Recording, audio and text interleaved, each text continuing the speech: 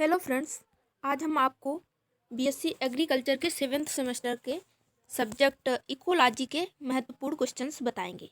तो चलिए शुरू करते हैं। पहला क्वेश्चन हमारा है, यह वाद किसने प्रस्तुत किया था कि प्रकृति की रचना एवं कार्य को इकोलॉजी कहते हैं? तो ये ईपी ऊडम ने कहा था। क्या कहा था? कि प्रकृति की रचना एवं कार्य को क्या कहते हैं? इकोलॉजी कहते हैं। ठीक, ईपी ऊडम ने कहा था। ठीक, ओके। सेकेंड क्वेश्चन है, यह किसका कथन है कि इकोलॉजी समस्त जीवों एवं समस्त वातावरण का परस्पर संबंध है?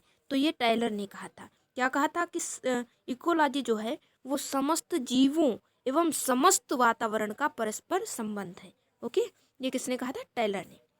थर्ड है, ओइकोलॉजी शब्द को तथा इसको सर्वप्रथम परिभाषित किया था।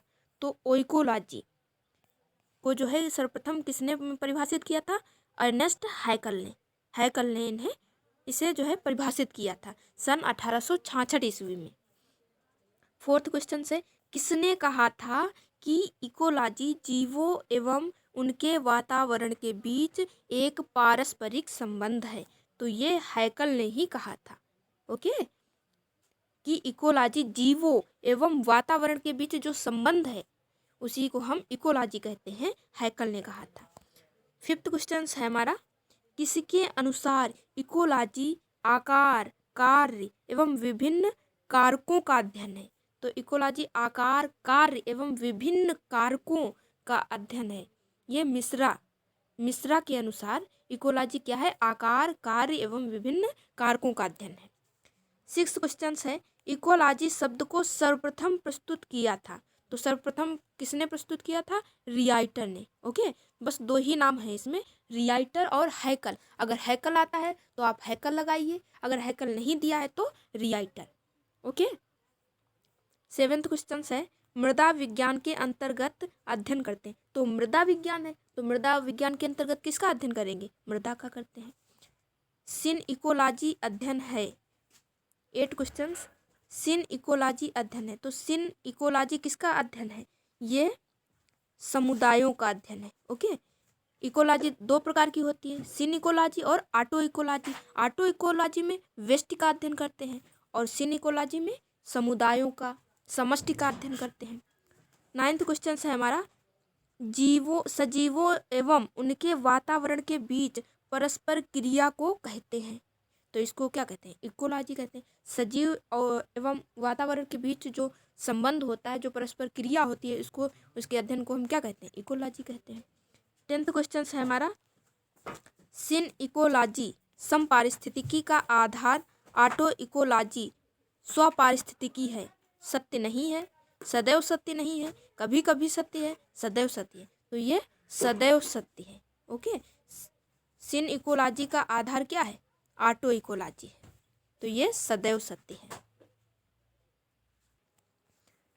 11 नंबर क्वेश्चन है, समुदाय पारिस्थितिकी अध्ययन है।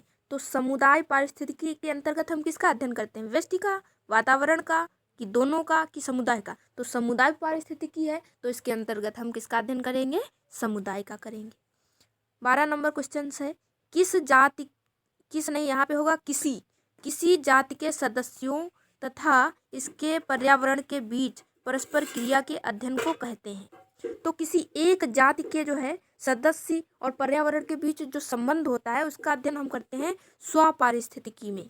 ओके, तो किसी एक जाति के सदस्यों का और उसके वातावरण के बीच जो संबंध होता है उसका अध्ययन हम स्वपारिस्थितिकी में करते हैं। 13 नंबर क्वेश्चन है, विभिन्न प्रकार के वातावरण में रहने वाली जातियों के कोशिकीय अध्ययन को कहते हैं। तो कोशिकीय अध्ययन को क्या कहते हैं? साइटो इकोलॉजी कहते हैं। तो इसमें सी ऑप्शन सही हो जाएगा, साइटो इकोलॉजी कहते हैं। तो कोशिकीय अध्ययन को क्या कहते हैं? साइटो इकोलॉजी। फिर 14 नंबर क्वेश्चन है हमारा, किसी प्रदेश के जीवी घटक तथा अजीवी वातावरण के बीच परस्पर क्रियाओं के अध्ययन को कहते हैं। तो क्या कहते हैं? इकोलॉजी कहते हैं।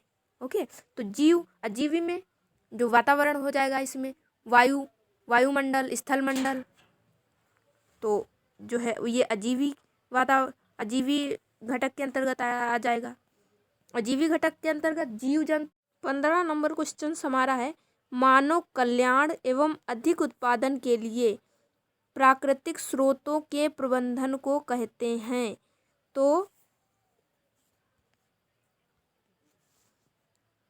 तो इसमें क्या हो जाएगा, पारिस्थितिकी संरक्षण। मानव कल्याण एवं अधिक उत्पादन के लिए जो प्राकृतिक हमारे स्रोत हैं उनके प्रबंधन को क्या कहते हैं, पारिस्थितिकी संरक्षण कहते हैं। तो पारिस्थितिकी के अंतर्गत पेड़ पौधे, वायु, ये सब आ जाएगा। तो उसके प्रबंधन को क्या कहेंगे, हम पारिस्थितिकी संरक्षण कहेंगे। स्वपारिस्थितिकी का अर्थ है, तो स्वपारिस्थितिकी यानी ऑटो इकोलॉजी, इसके अंतर्गत क्या, हम किसी एक जाति के जो जीव होते हैं और वातावरण के बीच के संबंध का अध्ययन करते हैं। इसमें जो है व्यष्टि का अध्ययन करते हैं और समपारिस्थितिकी में समष्टि का अध्ययन करते हैं। तो स्वपारिस्थितिकी का अर्थ है, तो इसका बी ऑप्शन राइट हो जाएगा, व्यष्टिगत जीव का पारिस्थितिक अध्ययन।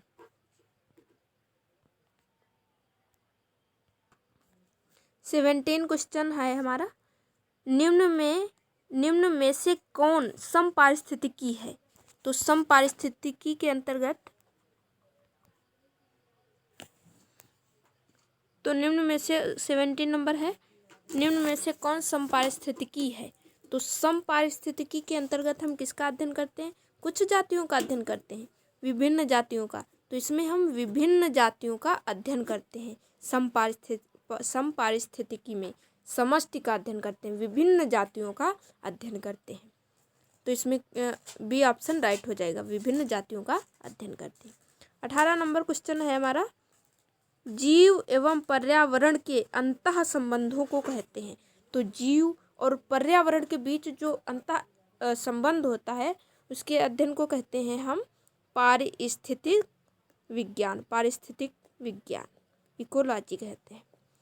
19 नंबर क्वेश्चन है हमारा, आदिकाल के जीवों एवं उनके पर्यावरण के अध्ययन को कहते हैं।